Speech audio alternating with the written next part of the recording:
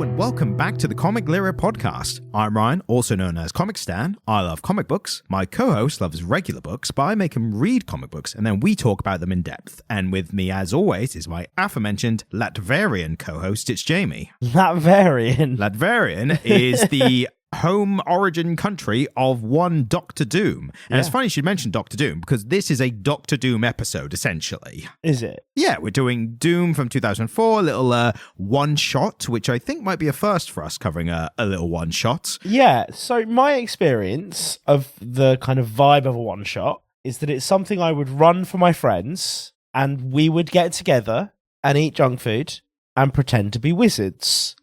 That's a very unique use of the phrase one-shot. It's a D&D one-shot. I did not know that. Yeah, so if you're just running, it's basically this, but for D&D.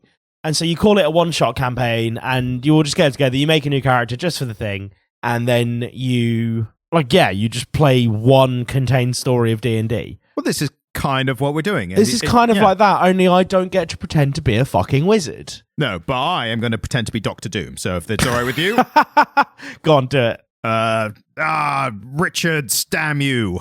It's pretty good, isn't it? It's weird, because last week we talked about Doctor Doom a lot, and he was Reed Richards. Exactly. And now it's very confusing for me, because for the first little while reading this, I came straight off the back of reading last week's comic. So I was like, is he Reed Richards still? I didn't realise it was 21 years old. It can be confusing.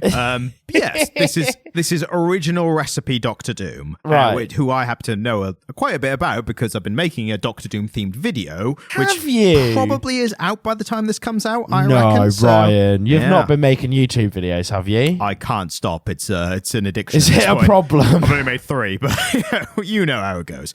So, Doctor Doom. Let's cover a little bit of the character first. I was going to do a little bit of preamble with, bloody hell, I haven't seen you in ages, but we're past that now. We'll move forward. Yeah. So Doctor Doom is one of the earliest Marvel characters, one of the first villains of the Fantastic Four. He was actually created in 1962. Good year, that. Fairly early on. Issue 5 of the Fantastic Four, made by one of the best comic duo creation teams of all time. It's Stan Lee and Jack Kirby. Yeah. And apparently... So Jack Kirby did all the heavy lifting. So people say we're not saying definitely either way or the other, but it might have been that way. But apparently issue number 5 of the first Fantastic Four, they were like, we need a new villain this week. Jesus. Like, should we just create one of the most influential comic book villains of all time? Yeah, go on then. Yeah, all right, Kirby, why not? Let's have a go at it. Classic. So apparently he was created... Kirby gave a little bit of an interview about it, just a little bit. Apparently, he was the conception of death, according to Kirby. Excellent, solid. Apparently, the metal and the armor was meant to be like the inhuman steel, like the depersonalization of the character. Yeah. But a little bit of that skin underneath, a little bit of that mercy that doesn't exist in, death, the concept. So a little bit of a reworking. Death can be merciful. Well, the concept of the death, death comes for everyone. So, Paul Morgullis. And if you didn't know that, listener, now you know. Imagine if this is how you found out. What? I thought I was invincible. I wish I'd have wasted all that time playing Minecraft. Well, if you're going to do anything with your life, that's probably the most wholesome things. Playing Minecraft. I've seen what people do to those sheep. Yeah, but not those people. All the inbred sheep. They're always, if you're playing in Norfolk, it's not that far off. You're from Norfolk. Yeah, I know. We love those kind of jokes. And by we, I mean me and you, because I know you do too. So, Doom, concept of death, a character who, again, very popular villain. He was top 5 of a bunch of greatest villain of all time lists. Yeah. Number 3 on IGN's top comic book villains. Number 4 and ranked by Wizard, whoever that is. Where did he come in the Watch Mojo list? Because that's the only one that matters to me. Well, to do that, I would have to watch a Watch Mojo video. Yep, that's what I'm asking for. You couldn't pay me to do that. Ryan, you've not done the level of research for this podcast that I expect from you if you've not watched at least one Watch Mojo video. And as you know, research is our key advertising point of this podcast. Yeah, everything is very well researched every week. And I'm definitely not just reading off a Wikipedia page. No, sirree. Ryan, I've told you to stop doing this. No, sirree. Never doing sirree, that. Bob. So, beyond that, general backstories, like publication history stuff, Doom is a character that I've been a fan of for quite a while. Like my real first like biggest moment as a fan of reading comics for me was 2017 Secret Wars.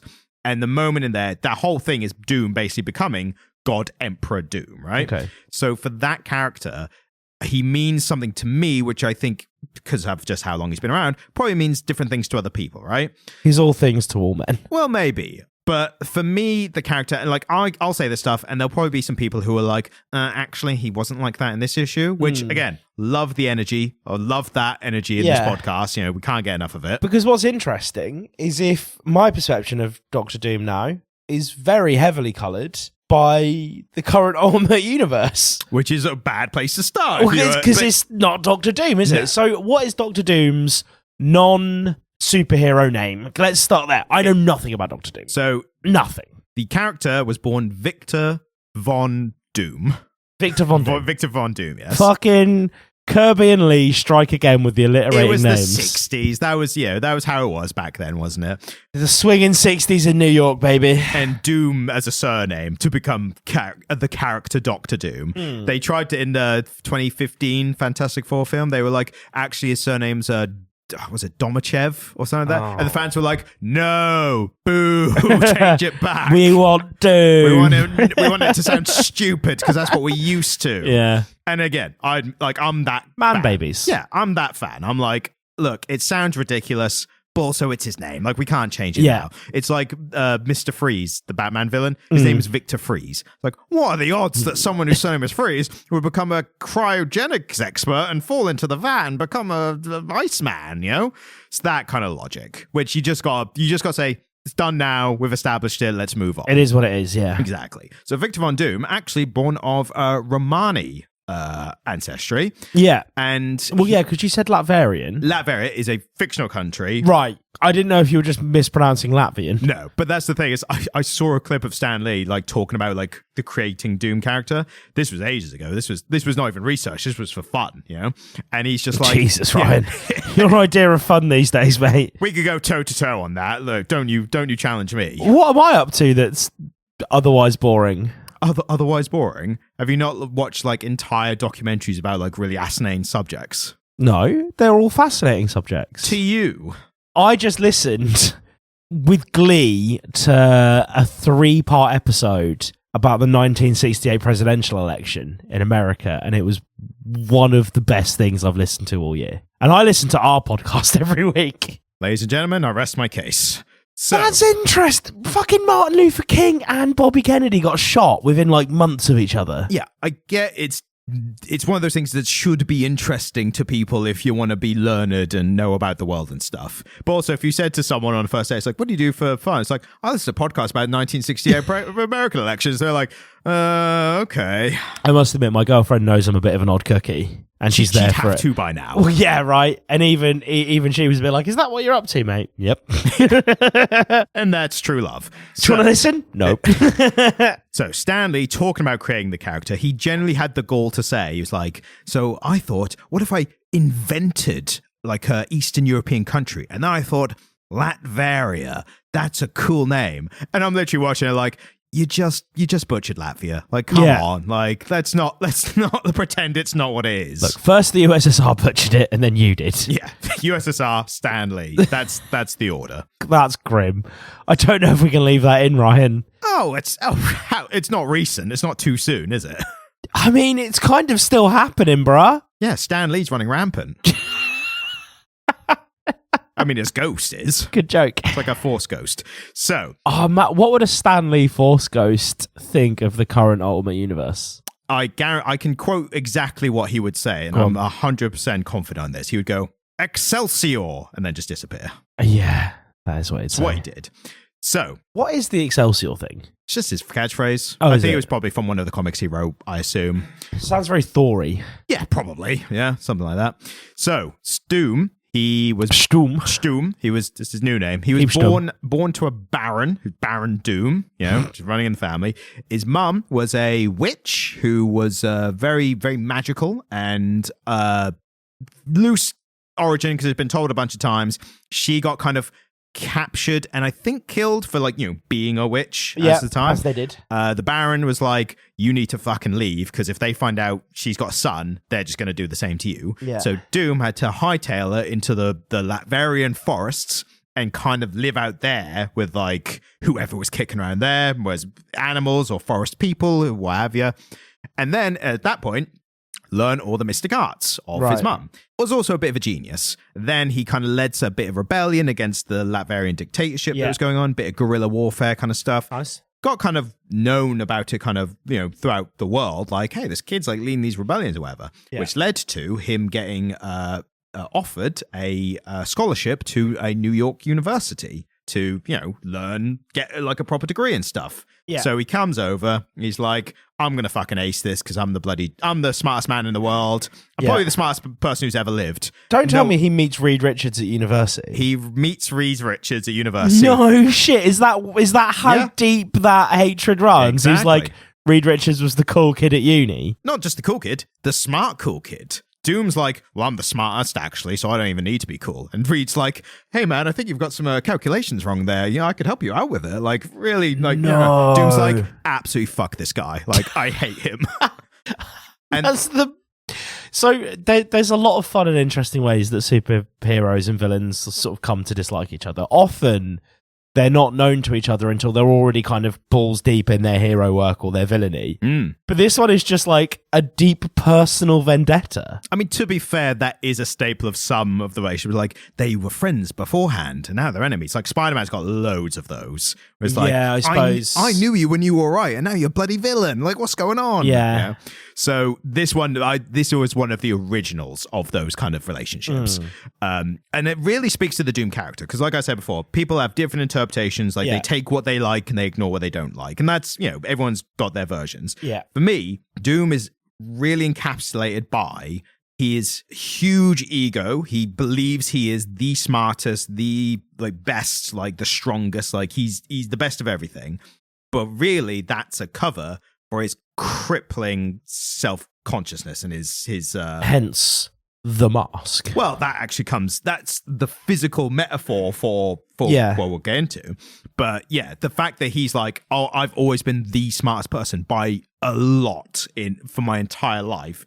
And when he's finally confronted by someone who's not only had to go through that, hasn't had the hardships that he's had, but is as smart as him, possibly more, he's immediately like, oh, what? And it's that insecurity that drives Doom. He's the perfectionist, but he's also hardest on himself. Yeah. But he'd never admit it as well. It's these kind of juxtapositions that make Doom, I think, such a fascinating character. Something that you mentioned to me a while ago, and it's not relevant to this run, but you mentioned to me stories where Reed Richards introduces his daughter to Doom. Not even introduces. Like, I think her name's Valeria, or Valerie, something like that. But she seeks out Doom. Because he's so clever. Well, because he is and she is. She inherits Reed's genius and probably is even smarter than him. Yeah. And the thing about Doom is, Doom, even though he hates Reed and considers him like a rival, he cannot help but respect intelligence, genius level intelligence. So when he sees in Valeria, who's not challenging him in any way and not in his spot, he just naturally gravitates towards that, and Valeria to him. So they have this kind of weird relationship where she literally thinks of him as an uncle, which will come up in the one shot that we're reading.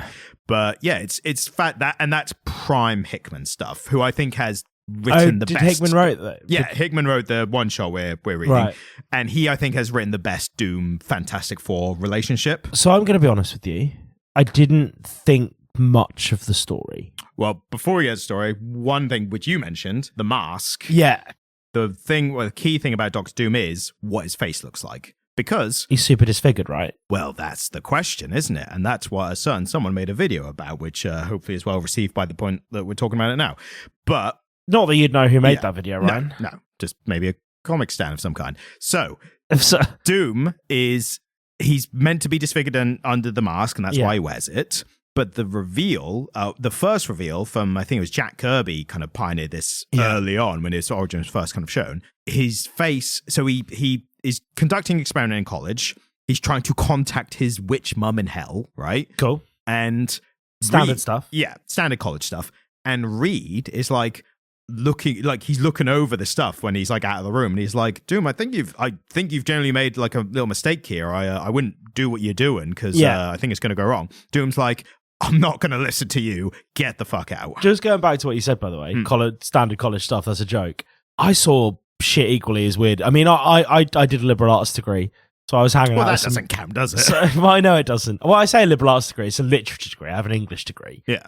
But I saw some equally weird shit happen in the houses I lived in and stuff. But that's what I mean. This is like MIT, like a technological kind of university. Yeah, I mean, I would definitely come home and find people like trying to genuflect with, like trying to meditate to the sound of the Beatles and stuff. Or a Ouija board or something. Yeah, like just weird shit happened, man. Well, Doom's thing was a big old chair with a bunch of machinery, and it basically didn't listen to Reed, because why would he? And this is the crux of like the character and how he looks.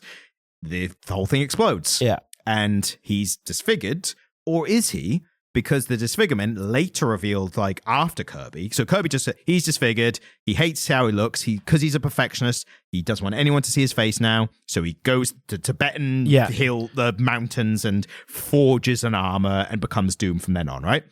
After that, I can't remember who did this after, but in the kind of 60s, 70s still, it was then revealed that his face just had a little disfigurement, just a little bit of skin there. But he's a perfectionist. Exactly. Yeah. And here we also have a divergent here, right? Because so we've got the one, there's several origins that have been retold. These are the three kind of main ones, in my opinion. The first one is he's disfigured from the accident and he wears the mask. Yeah. The second one is he's slightly disfigured and he wears the mask because of the perfectionism. The third one is the one I least like, and I'll get your opinion here, right? The third one, and this was the one that came after, like this is in 60s, 70s as well. He's disfigured, slightly disfigured. He goes in Tibetan mountains, forges all this metal armor, forges the mask. The mask is still really fucking hot, but he can't wait. Bangs it on, burns his face. And he literally, there's a panel where he runs out into the snow and just face down in the snow. Like, there's a little more comical than they intended with that one. But making a snow angel. Yeah. Just, But so, that one, I think, makes him look like an idiot. A little bit. But whereas when the idea that he got either the calculation wrong and that's why he's heavily disfigured, I think that reinforces his own hubris. Like he wouldn't listen to someone because he can't imagine them being smarter than him, and it costs him. I see what you're getting at. And here. the other one being only a slight disfigurement reinforces his perfectionism. And so both of those two origin stories reinforce something important about the character. And so if you're trying to give a particular sort of interpretation of Doom, you make use of either one of those that reinforces different aspects of his character. But the other one is just... You idiot. He was impatient. He was literally like, and there's a reference in my video, it's like when someone eats something from the microwave too quickly. Yeah, and we've all done it. We've all done it. That was literally him in the mask. So yeah, not a fan of that one, but it's out there, and it's some people are like, oh, it's the folly of Doom. And I'm like, no, the other ones are better. So, big character who's always messing around. He's always, thinks he's doing the best. One little tidbit, which I really like about the characters, apparently, in most iterations, especially modern ones, he is, so he goes back to Latveria and basically makes himself king leader of Latveria, right? He's actually a really good leader in the sense that people thrive under him, right? Well, I mean, that's certainly a common trope of history. Terrible people making good leaders. Exactly. But for him especially, I think, and maybe this reflects on leaders as well, I think the fact that he prides himself on being a good leader, even though he's not a good person. He's not being a good leader for the sake of his people. Yeah. He's being a good leader because he can go, look how happy and prosperous my people are. Like, I did that because I'm the fucking best, And I think that's, again, reinforces the character in a really interesting Winston way. Churchill. Yes. And all world leaders who were considered decent. He was a wartime prime minister, so that's the thing, isn't it? Wow, but he had a term. He had a hell of a term. Well, he had a term after Clement Attlee. Yeah, but people are like, oh, this guy sucks now. Well, I mean, bad. I mean, he he just oversaw some pretty bleak moments in British history in that last term, didn't he? And self-medicated with alcohol. Oh, but the whole way through, man. Winston Churchill drank profusely through the war. But he never lost that wit. Hell of a wit. No, yeah. He was the old, in the morning I'll be sober, but you'll still be ugly. And that was, back then, that was all the MPs around him going like, oh! There was a really good one that he was alleged to have said. And bear in mind that Britain was a deeply homophobic society at this point.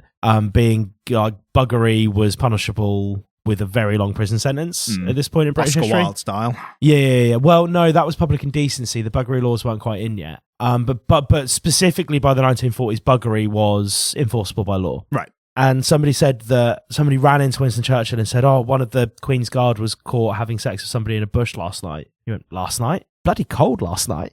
That's a good one.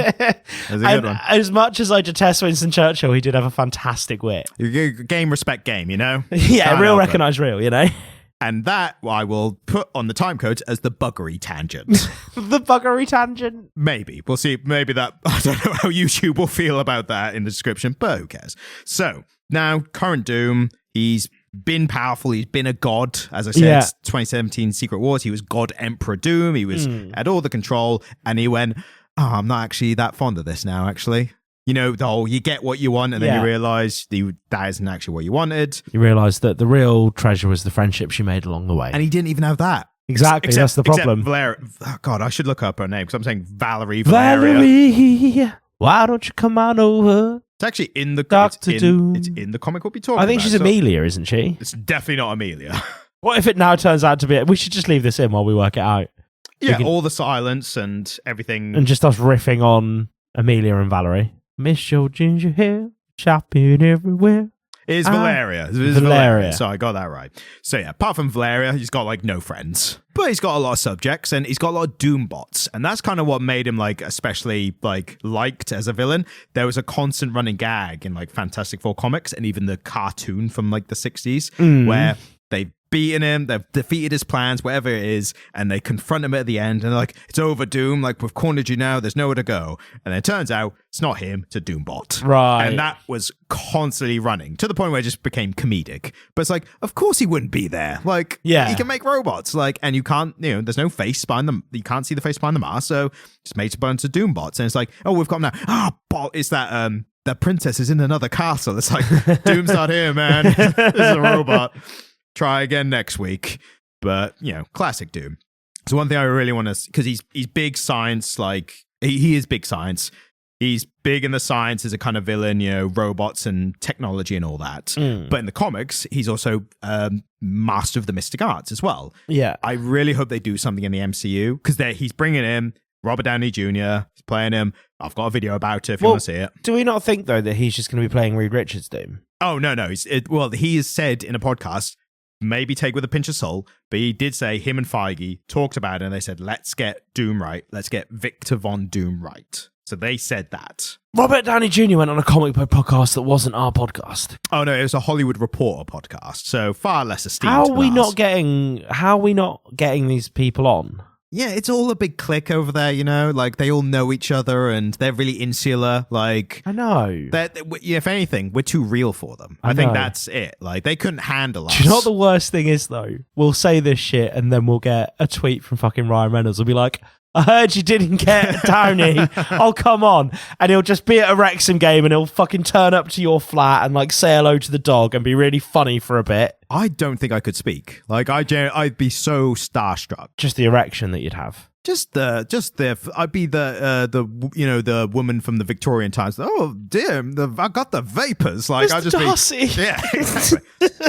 I think he's probably one of those blokes that's too handsome in real life. Like, do you think? Yeah, like it's upsetting how physically handsome you are in real life. And we're just there all British and sun-starved with terrible teeth. Oh, what have done? Yeah, freshen your drink. That's us. Yeah, we're chimney sweeps. We've only got squash, Governor. I have squash and water.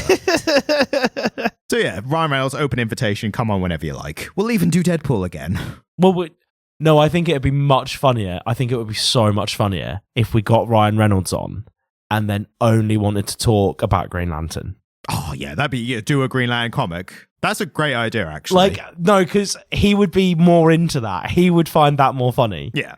And the funny thing about Ryan Reynolds as well, like, he's doing this all like, bloody hell, wasn't I terrible in Green Lantern? Oh, believe me, whatever. And someone else pointed this out. They were like, he's making out like he's only made one bad film, which is very smart. Like, kudos. Yeah. Like, you've really nailed. You've You've set your narrative. You know. Yeah. You've created the narrative. Like, bloody hell, I made that one really bad film, and everyone's like, yeah, you did. Like, don't look at the others. Yeah. The funny thing about Doom coming back, he's coming back in Secret Wars and Doomsday. I think they're the Avengers films. Yeah. And they're being made by the Russo brothers again, right? Yeah. And Downey apparently was like, I'll only come back if it's the Russos. Because they made Infinity War, Endgame. Did they do any of the Iron Man film? No. But as I said, they did him well in the big Avengers film. Was it the bloke from Chef who did the Iron Man films? John Favreau. Yeah, so in fairness, John Favreau. Yeah, I mean, and Favreau was there for he helped and advised on the Avengers films. It's amazing how big John Favreau's been in the MCU, isn't it? Yeah, well, he launched it. I mean, Iron Man, the first film. Like, you cannot talk about the MCU without talking about him. Yeah. Like, it's not like other directors who are like, have come in later and out, you know, like, it all started with Favreau.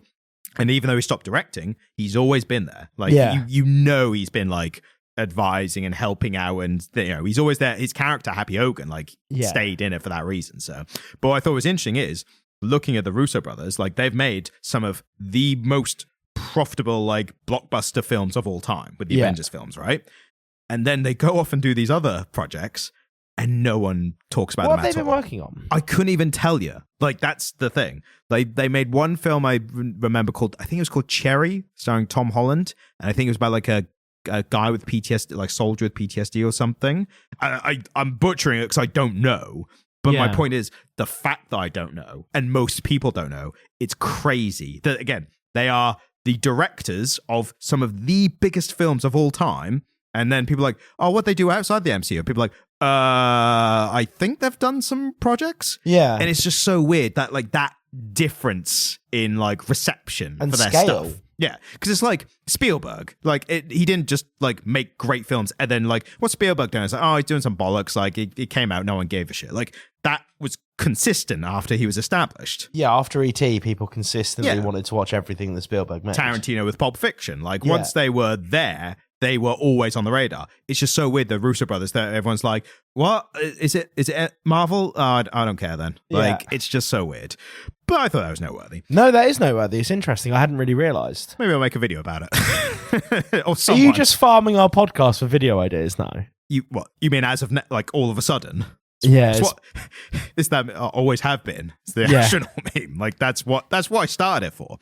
So, Days of Doom, or Doom 2024. I'm really Days of Doom off the credits, but this one shot, about 50-ish pages or so. So when was this from? Sorry, this from 2004. So this is 20 years old. It's eligible for the awards. Maybe an art award. So was it from 2024 or 2004? Yes, 2024. Sorry, did I say 2004? Yeah, multiple times, which is why I've been so fucking confused. Sorry, what I meant to say was from 1984. It's from 2024. It's from 2084. Yes. Okay. Which is why it feels so fresh and real, futuristic. So, credits-wise, little interesting thing here. It is credited as being by Sanford Greene and Jonathan Hickman. And then in the way they've laid it out on the first page, under Sanford Greene it has art, and then under Hickman as script, and in the middle of those, 2 lines go to plot. So I'm like, are you telling me that you both worked on the overarching plot, but then Hickman took, like, the detailed script and the other guy did the art? Yeah. And, I mean, if they did, I thought, interesting way to go. And with colors by Rachelle Rosenburg and, Sanford Greene as well. So Guy Rota did the colors as well. So why have they done this? I think just because they could. Like, right. I should establish these kind of one-shots are very common. Like Marvel, DC, like you look at comic releases and they'll just be like a random, like, so-and-so made this one shot. And you're like, oh, what is it? And it's like, it's just like 50 pages. And you're like, okay. How come we're not reading more of them then? It's because most of them aren't good. Right, okay. And I'm not even saying they're bad. Most of them are just extremely mid. Like, to the point where I've tried some in my time reading comics, and I don't try them now. Like, I don't even, like, if I see it's just bother. Yeah, if I see it's just a one shot, I'm like, my literally first question is, who is it by? Yeah. Because otherwise I don't care. Yeah. And I'm kind of that with issues as well. I mean, but like, I'll always check out, like, what's happening with the Batman, what's happening with Spider-Man. Like, I'll always check in on, like, what are the main comics doing? Yeah. And if it's a character I like, it's like, I'll always check out the next one. Like, I'll always check out Daredevil or a Constantine or, a Hulk. Yeah. But one-shots, I'm like, even if it's like my favorite character, I'm like, I can't really be asked to spend the time reading 50 pages by a random like writer and artist of a character for like 50 pages and then we're done and you don't think about it again. Yeah. Like I'm like, we've already been trained to like read issues as they come out. But with this one, I saw Hickman and I was like, gotta check that out. And then found out it was a one shot. I was like, I will still check out a Hickman one shot, especially if it's by Doom. So about Doom, not really my by feeling Doom. on this.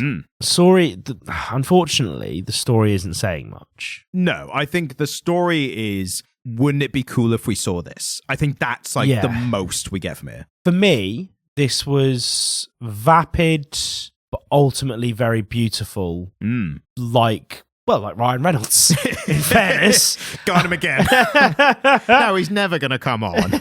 No, he would find that funny. He'd appreciate it. But no, it was visually gorgeous. Yes. I think we're both in agreement the art was the strong point here. Again, we've had 2 weeks in a row where Marvel have put out something visually beautiful. We're on a bit of a Marvel streak for these couple of weeks. Dude, just lots of... Sorry to the DC fans, but it's just worked out that way. It's just what we've been into at the moment, isn't it? And I think we've hit this really rich vein of good Marvel stuff, and so it's like we might as well just keep scratching under the surface of that. But it really is stunning. I mean, the fucking splash panels, mate. Yeah, 100%. They were abound.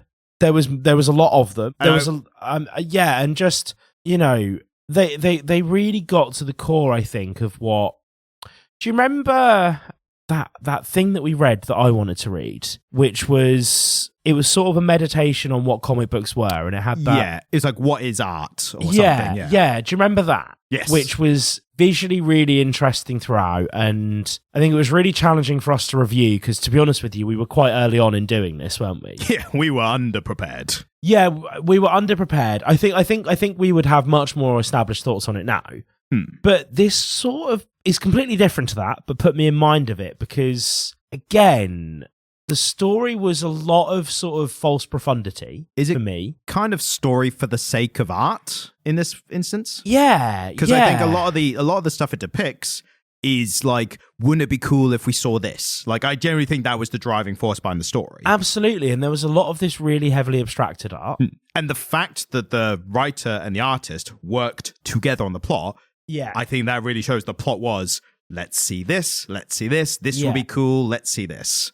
And that's really interesting because normally we are like doing plot heavy, plot driving stories. This is a comic book that you could skim through, not read any of the speech bubbles, and still have a really rich experience with. And especially if you know, like, these kind of conceptual characters. Like, Galactus is a big one in it. Yeah. And he is really portrayed here as, just through art alone, as a force of nature.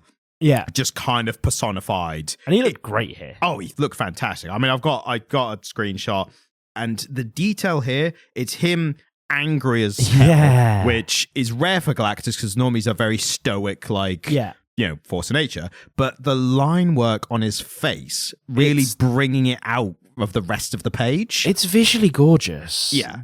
Throughout. It was my first observation about it. And as I was kind of reading through the story, I started zoning out of the story a lot and just soaking it in. This is one that I would really gladly have as a volume on my bookshelf. Yeah, just to literally open up and have a look through. It's a coffee table book. Yes. It's a coffee table comic book is probably one of the most unique reviews that I think we've given. Also a great idea. Because, it's that kind of thing that, sometimes if, like, I've got some buddies and we're going to have a couple beers at mine and we're going to jet off out and I'm, like, changing a fucking shirt and one of them will just start leafing through one of my coffee table books and be like, oh, this is cool. It'll be like, a book of photographs of the Beatles or whatever. Classic Jamie. Yeah, just the kind of shit that I have knocking about and I see in a charity shop and go, oh, that's interesting. Or like, there was one that one of my friends was going through a few months ago and it was a coffee table book of different interior design styles that one of my friends who is a designer gave to me as a gift when I was renovating my flat. And so, like, it was cool for me to be like, oh, this is the Bauhaus style and this is what this looks like and this is, what these different interior design styles look at. And it's the kind of thing that you just slap on a coffee table, you don't think about, and then one day somebody's going through it and they're like, oh, wow, this is cool. I would totally have this in my flat as just oh, wow, that's a cool oddity that you have, Jamie. Oh, that's really pretty artwork. I think I'm going to take note of the artist's name just to kind of pay attention, see what else they do. Well, yeah, I mean, I would like to do a deep dive and see what else this artist had done, but also I think this artist was in a unique environment. And I think what the comment that you made about the way they've credited this, it's like I can see that coming through. Do you think, like, total speculation, I'm imagining Hickman approaching the artist and being like, I love what you do. Can we do something? And they're like, they throw some ideas around and then they get on to Doom or whatever. And it's just very much Hickman's like, I want to do something to show your art. Yeah. And do something that we both, like and are passionate about. And just this little odd story that doesn't fit at all in the main 616 universe, but it's heavily informed by, so you have the references. And it's just like, what if these crazy universal calamity happened and what would that look like? Yeah. And at the center, you've got probably one of their favorite characters, definitely one of Hickman's favorite characters in Doom. So I think he writes Doom in a pretty unique way, and that's probably why. So this isn't Hickman's first time around writing Doom? No.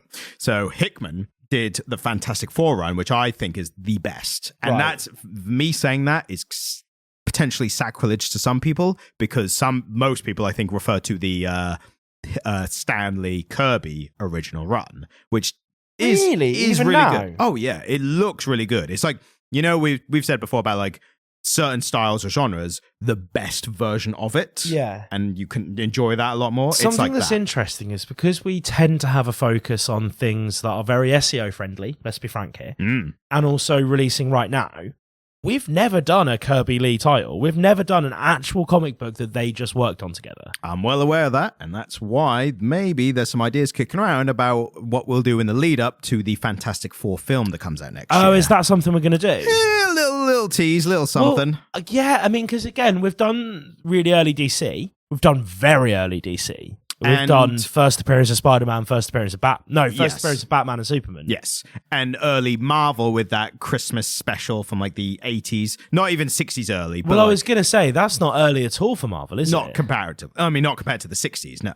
And then but we've done a real deep dive into where DC came from, and that was a fun, interesting episode. We've never gone that far back with Marvel, which is weird because we've had so many conversations about those art styles and about those characters, and I'm still yet to read like a truly original, this is Stan Lee and Jack Kirby creating a character together thing. I think most people would agree that the two characters that you could do that for to get like the proper sense is either Spider-Man or Fantastic Four. So I think Fantastic Four, the great place to start with that. And I think it'd be a real treat to do it with Spider-Man, just because I like Spidey. Oh yeah, and Spider-Man's very SEO friendly, so they'll definitely come up. There's always something Spider-Man happening, isn't there? Exactly. Whether it's a video game or a film or something Spider Universe, Or those web blaster things you can buy and it's got silly string in it and you shoot at your mates. Have you seen that they've made quite big advancements in those now? Yeah, I had the early ones as a kid, like the first generation ones. So I put the silly string can here and then press the big plastic thing with the Spider-Man logo on it. So now they have one that it shoots a piece of string with, those like suction things that stick like suction darts. Yeah. They have those now. There's like, we're 10 years away from web slinging, man. That is, we've mentioned last week, for anyone who can remember still, there was a line from about, what was it, Suicide by Superpower? Actual web swingers, like, how many people died?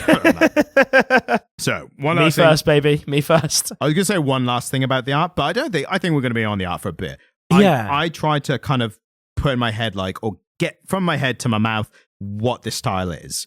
I try and describe it as, and I'll see if you agree, it's a very pencil kind of looking art style, if that makes sense. Like it looks drawn, and obviously all art is drawn in some way. I think it looks quite a pencil texture with like splashes of paint, if that makes sense. Yeah. Because there's a lot of like cross lines for shadow, like someone would do with a pencil. I don't think it actually was made by pencil. I think it was an intentional style. This is digital. Oh yeah, it's all digital. Almost undoubtedly, this is digital. But what I mean, but I think it's an intentional style of pencil. So for me, it does something really incredible, whereby you're seeing a really modern-looking sort of comic book up against other. It's It's really modern looking, but there are moments where it looks as though it could be straight out of the 1960s, but obviously it isn't because of the way the impacts are done. I think so. Those two character models look very 1960s, but then the background they're sitting in is distinctly modern. And the color is quite 60s in that panel. Like 60s art is quite bright colors, whereas most of this is kind of dark, but I think that's more to reflect the setting it's in. But there's kind of post-apocalyptic. There's this sort of splash page about a third of the way through where we see all of the Marvel roster. Oh, yeah. But we're seeing sort of a very modern-looking Doctor Strange, a very modern-looking Iron Man. We're seeing Falcon, but we're also then seeing a very traditional-looking Thor and a very traditional-looking Thing. And it's just like a huge mishmash of all of the different art styles that Marvel have gone through, but in a way that's been put together to feel really cohesive and fresh. Yeah, it's a fantastic splash panel. Yeah, you know the one I mean, right? It's just a big smorgasbord, or if that's the correct term, of superheroes. And it's even better because they're all in that mighty flying out pose. Yeah. And then they all die. Yeah. I should clarify now, and we're going spoilers before I say anything more. Do it just going full spoilers. It's 50 pages. Check it out. But also, we're not here for story, so I think you could listen to this without it. Yeah. But yeah. And then they just get completely annihilated, and I think it really plays with that, like this retelling Valeria to Doom of like, and then no. Like, yeah, it was all good, and then everyone died. There's some amazing, like, shots of Galactus just going through space, eating worlds. Yeah, which is what Galactus does, isn't it? Yes. And it's not... There's a hero that's similar to him in the DC universe, isn't there? Because it's the one that the 1985 Man Who Has Everything story's about. Yeah, well, he's just a more, I say regular size, like he's a hulking kind of guy, but he's like, I think his name was Mongol, and he was more of a big hulking alien character. Galactus is like the size of, he can eat planets. Yeah. And I think there's always been a thing of like, there's always that threat of like, Galactus is going to come and eat the planet, but you rarely see him actually eating planets because for obvious reasons, they normally thwart that before he starts. Yeah. And what's great here as well is they really show him as the character Galactus is meant to be a force of nature. Like, he's literally a universal constant, by which I mean you can't kill him in the same way you can't kill gravity. Yeah. You know, like he's literally part of the universe. Kill gravity. But it's showing these planets exploding and his like silhouette in the whatever it is behind him, the sun, and just looks like a demon, you know? Yeah. And then that's all in the retelling, Valeria to Doom. And for anyone who hasn't read it, the story basically, we're going to mainly be talking about the art, but I think we just need to tell the story a little bit to contextualize the art. Do it. But basically, Valeria's found Doom floating in space, basically dead. Yeah. But knowing him, like, not. And she gets him aboard, and he's like a proper, like, almost like shriveled up corpse under the armor. Yeah. And she kind of brings him back with, I love like little details like this. Again, classic Hickman. She's like, well, we're going to inject him with a 1% super soldier serum. Yeah. And just to kind of make sure he doesn't die, like that he comes back. And then she's retelling all this. And there's a really interesting dichotomy of like her relationship with Doom to her dad. Yeah. Because she's normally like pretty close to Richards. But in this, she's kind of talking about them. I mean, he's dead by this point because everyone's dead. She's talking about him in like he thought he knew so much and he was wrong and now he's dead and now everyone's dead for it kind of thing. And she shows this this difference between Doom and Reed, where Doom was like, I'm gonna tackle this problem head on. It's like, oh, that's quite proactive. Fair enough. What you could do is I'm gonna build a mecha suit the size of Galactus and fight him anime style. I think it was like, yeah, that's a bit of a reckless plan. I'm not saying you can't do it. You're Doom. You definitely can. But maybe we should stop and think about things a little bit. And Valeria we should stop to consider if we should do things, not just if we can do things. I mean, he's going to eat the planet, but like, you know, maybe let's put our best foot forward here. Go Gargi style. I mean, Doom did, and it didn't work out for him. But it didn't work out for either. Like, Doom is alive purely because of how stubborn I think he is as a character and all these kind of magical protections seemingly being it. So Valeria's like, yeah, she's talking about Doom like, yeah, you failed, but, you gave it a good try. It's like, and bloody my dad failed, now everyone's dead. It's like, they both failed. Like, it wasn't like one plan was better than the other. They both sucked, like, when you think about it. Doom's looked cooler, because he had a big mech Doom in space. Doom's definitely looked cooler. But also Reed's, and this was one of my, I don't even know if this is criticism, because it's just a thing that happens in Marvel Universe. He gathers all the heroes to take on Galactus when he's at the doorstep of Earth, right? Fair enough. Like, that's a pretty decent plan. Why is fucking Daredevil there? I did think this. Why is Spider-Man there? Also the Duck.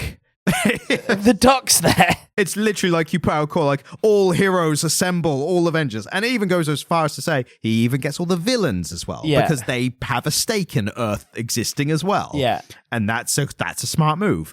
But then it's like, what's Howard the Duck gonna do? Like, morale? Like, is that what he's there for? Howard the Duck is a bit baffling to me, because didn't George Lucas make a Howard the Duck film? It's like one of the first Marvel films. Yeah. Really. Yeah. It's crazy. I don't know how that came to happen. That's probably like a crazy story in itself, like the making of the film. We should maybe actually do some research and as a special Howard the Duck episode. Yeah. Yeah. Well, I tell you what, we'll do that for January, because that's when like the current releases, like they haven't quite caught up. They all like, slow down. Well, they don't slow down, but it's like if you start something in January, it's like it's issue 1 in January, so we can't talk about one issue. Right, yeah, and if it's like yeah. issue 6, it's like, well, most of it was last year, and it's not eligible for the 2025 awards, so we have to wait for a bit to come out. Can we not talk about the 2025 awards yet?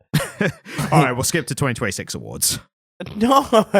Time passes by. I want to be present in my own life for a bit, Ryan. I like to escape into comic books to distract myself from my present life, but swings and roundabouts, different strokes. So he gathers all the superheroes and the villains, and it does nothing. Yeah. And Galactus eats the Earth, and then all the space heroes try and fight as well.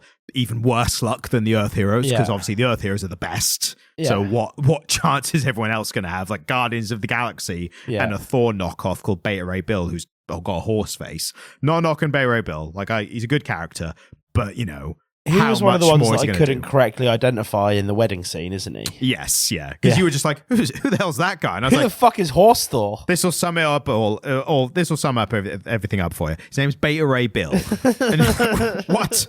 If anything, that raises more questions. So he fights the celestial gods, who are, again, concepts personified in the Marvel Universe kind of thing. And again, I see what you mean by plot, because he fights them and beats them, and we're not... It talks really kind of broad strokes of like what's happening and why everything's happening. It's very loose in plot. 100%. But because of the loose plot, we get like a page where he's fighting the Celestials and they're having massive fucking blasts at each other, and it looks like planets would be destroyed just by being near it, like the scope. And it's told in like small angled panels, like literally like panels like across diagonally. Yeah. And it's really like panel layout is really good here, I think. I mean, the whole thing is visually beautiful, isn't it? Yeah, it knows exactly when to do the old splash panels. Yeah. And then it knows when to tell like the normal panels for the kind of more, grounded part of the story. Grounded in air quotes. Yeah, that's a funny word to use here, isn't it? And then we get Doom's new armor, which I think just visually looking... The Emperor's new clothes. Yeah, literally, Emperor Doom's new clothes. I don't like the look of it. No. It was really like overly smooth and like no edges, and there's just constant green light coming out of it or whatever. Yeah. And I get it looks like, oh, we have to level up here for this reason. But also I'm like, can you just make like his old armor with lots of light coming out of it? Like just Super Saiyan his old armor, Super Saiyan? Yeah. Yeah, I get it. I would have put that. Instead he's got like just a weird kind of like, it barely looks like armor, I don't know. I wasn't a fan of that part. I see what they were going for intention-wise, but then so we get the big battle between him and Galactus, and that's a big, massive space fight, and it's all like lights and stuff. He also faces Galactus's heralds. Yeah. Do you know Silver Surfer? Yes. So he's like the prime herald of Galactus, basically someone who serves Galactus, because there's times where he's a bit busy eating a planet, or he's doing other I stuff. thought the Silver Surfer was a good guy. Yeah, so his origin is he's a herald of Galactus, Right. And then the Fantastic Four are like, maybe don't destroy Earth. Could you do something else? Silver Surfer's like, I've never actually considered it. Like, maybe I could do something else. And then he's like, Galactus turns up. He's like, you know what? Actually, I've spoken to these lot, and you're a bit of a bastard, and I don't think I want to work for you anymore. And then he just joins the Fantastic Four. Yeah. By the way, that's all direct quotes. Yeah, that's so. exactly how the comic goes. But yeah, so Galactus, big fight with Doom. He also has it with his Herald, who is a Molecule Man. Now that is a 2017 Secret Wars deep cut by Hickman. Molecule Man is a key part of that story and how the Secret Wars world gets created and stuff. Right. So when I saw Molecule Man, I was like, put my nerd hat on. I was like, I recognize what you're doing there, Hickman, and I appreciate it. But they have a fight, and again, it's great color, like great contrasting, like visual spectacle. It does get, I think, a little more hollow at this point because we get less kind of references to make it relatable. Yeah. And again, relatable in quote marks. Yeah. But comparatively, like when Earth is being destroyed and we're seeing Earth's heroes being defeated, we kind of have more of a connection with that as comic fans. When it gets to like, this obscure character and like these obscure celestial gods who you might not have heard about if you're not deep in the weeds, well, now they're going to have a fight. And it's not anywhere near Earth or anywhere you recognize. And it's just all lasers blasting. And actually, that big hero team up moment, that stuff is like the culmination of 10 years of Marvel films, isn't it? I mean, and we get that halfway through as a throwaway, oh, this happened. Yeah. But then in the films, as you say, it's the characters we know and love and, that's kind of thing. And to be fair, like maybe we'll be getting this type of fight in like Secret Wars and stuff. But even like Endgame, they're fighting on Earth. And it's Thanos, and it's all the characters that come back that we know and love, and so I think they're going to have to try and do that version, but with these big celestial concepts and characters. So I'm excited to see how they pull it off. But as we get towards the end of the comic, it basically turns out that Valeria, and I do think the dialogue and stuff here, it was kind of showing without overly showing like what's happening, which was Valeria basically like, I'm going to have to sacrifice myself to kill this Galactus, because it turns out Galactus is trying to reset the entire bloody universe. Excellent. And I think Doom and Valeria like, we don't really care about anyone else in the universe because everyone we know is dead, but also we're in the universe. So it's kind of where I live. Like we kind of have to, it's that guy's the guy like, why do you want to save the galaxy? He's like, because I live in it. Yeah. That's why. But what's Valeria's whole deal though? Because she's just floating around in a galaxy that no longer has an Earth in it for her to live in. Well, as she kind of states, she believed the reveal is she believed Doom was higher chance of success than her own dad. Yeah. And that's like a really interesting concept that I think only gets subtly kind of shown here. But yeah, she's like, well, everyone I know is definitely dead. I figured if there was anyone who had a chance of surviving what you were attempting, it was you. Like, anyone else doing what you were doing, I wouldn't even bother looking. But you're Doom, and you always survive. So she, went and found him. Yeah. And again, she's smarter than both of them, really. Yeah. And even in this, like, it's not Doom coming up with the plan or anything. She's like, here's an armor I made for you. It's powered by cosmic cubes. They're like the nuclear reactors of the Marvel Universe. Yeah. Here's 3 of them. They're powering your suit. I know where to go. Just do as I say. Yeah. And I think that's really interesting that even Doom at this point, like, even him liking Valeria, I think he'd be a little like, don't boss me around. But like, he'd be dead if it wasn't for her. Yeah. So I think even him is like, yeah, all right, let's do your plan. Like, my plan failed. Let's do your thing. There is like a bit of dialogue that I think really sums up Doom here as well. So the line I thought was really kind of a good encompassing line for Doom is that Valeria, they're planning to go fight Galactus, and Valeria says, I hope you've recovered enough. I hope you're strong enough. And Doom says, strong enough? At my weakest, I am strong enough to face any foe, even should it mean my end. And that's such like you can face him, but you're not necessarily going to win. Like, that sounds like I think Doom is a character where he just will take any opportunity to big himself up, even if it doesn't make sense. Elon Musk. That's of the two, I think I'd prefer to live under Doom's rule. Oh, fucking A, yeah, the definitely. Lavarians seem very happy. The Lavarians seem thrilled. Well, most of the time, anyway, when they're not surrounded by Doombots or whatever. But yeah, I just like that little bit of like, he's so full of himself, even after he basically got his ass handed to him by Galactus, and he would be dead if it wasn't for this character. He's like, at my weakest, I'm strong enough to face anyone. It's like, anyone can face anyone. Like, that's not the issue. Like, courage, yeah, sure. It's not like, I could stand up to anyone. It's like, but would you win? It's like, oh God, no. Like, I've got zero chance. But I will face them. Like, I'll have a pop. Yes. That's essentially what he's saying, but he's dressing it up in like Doom language. I was like Shakespearean Latvian. Like that kind of I'm thing. not letting that one slide. I think that's a new thing. Shakespearean Latvian. Yes, Doomspeak, basically. Doomspeak. Yes. I prefer Doomspeak. All right, we'll use either or. We'll interchange whenever we feel like it. But yeah, so I think that's pretty much all we can say. I saw what you did there. Yeah, you know. You tried to sneak that one in. Well, yeah, we'll just do whatever feels right in the moment. No! Doomspeak. We'll just see how the editing turns out afterwards. You do the editing. Whoever the editor is, I'm sure they'll make the best choices. You do the editing. Well, then there you go. I make a point now of not listening to the edit just because all my good jokes get cut out. Well, yeah, but then I ADR them in myself. So the people are hearing the jokes, is that they're coming from me instead. Oh, is that how you do it? Oh, yeah, of course. That makes sense. Yeah. I think I've got a little bit of a better delivery, you know? I mean, you did spend many years as a stand-up comedian, Ryan. Failed stand-up comedian. Failed stand-up comedian. So, I think that's all we can say on this little Doom one-shot. It was mostly like a Doom the character kind of exploration, wasn't it? Yeah, which I needed, because now that's filled some gaps in my knowledge. And, now you know, in preparation for the big Avengers films featuring Doom. Because we're going to end up doing more Doom, aren't we? Oh, we're going to do Avengers stuff, we're going to do Doom stuff. Like, we're going to do... Maybe even some Fantastic Four stuff. We're definitely going to do Secret Wars, the 2017 one, which is probably one of my... I tell you what... I liked that too. You haven't read it. Have you read it? Did you read it when I read it? Yeah. Okay. Like back when in the office when we weren't meant to be reading comics. Yeah, in the office that we both worked in where we read comics instead of doing work. Yes. I didn't know you read it then. I'm pretty sure I did, yeah. Well, we can go over it again and, you know, because I... Carol Danvers in it? No, that's Civil War 2. Oh, fuck. No, I didn't read Secret Wars. I didn't think you had. So, yes, we're going to be doing 2017 Secret Wars in preparation for the film adaptation, which I'm very excited about, both the film and the comic, because it's one of my favorite comics. It's the last good big crossover event in comics, I believe. And there's been like 100 since then. Yeah. And it was only 2017. But yeah, so we'll be doing that. Anything good going on at the moment? I mean, this podcast is pretty good. This podcast is pretty dope. Yeah.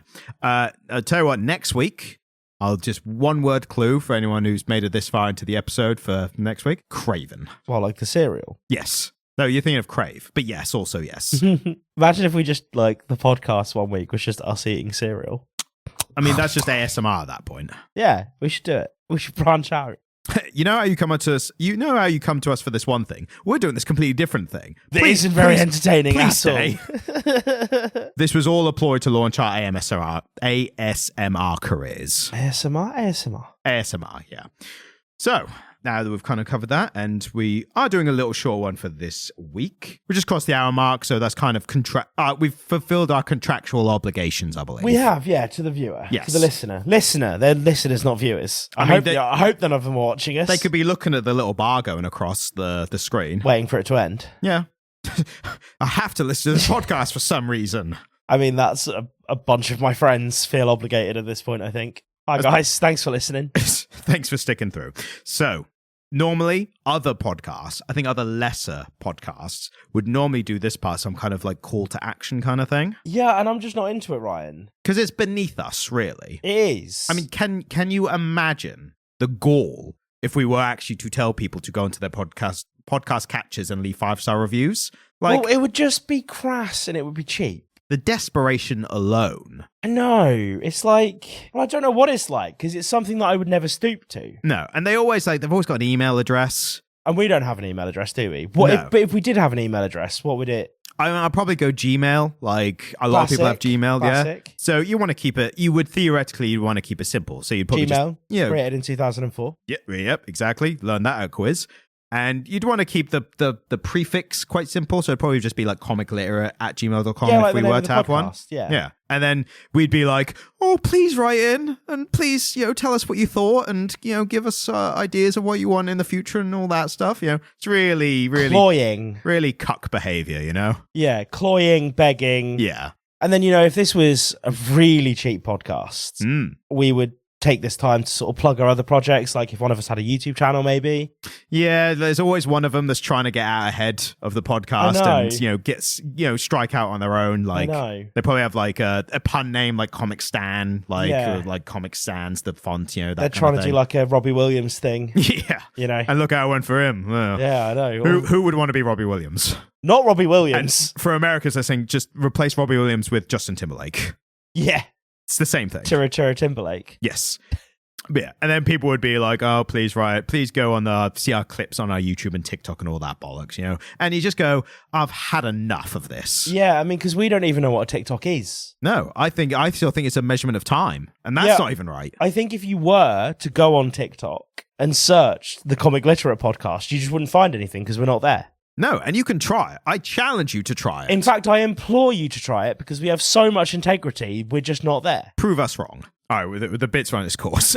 Do you think? We've been fucking flogging that horse for weeks, Ryan. And we will continue to. And on that note, thanks for listening. Cheers, bye. Thank you, goodbye.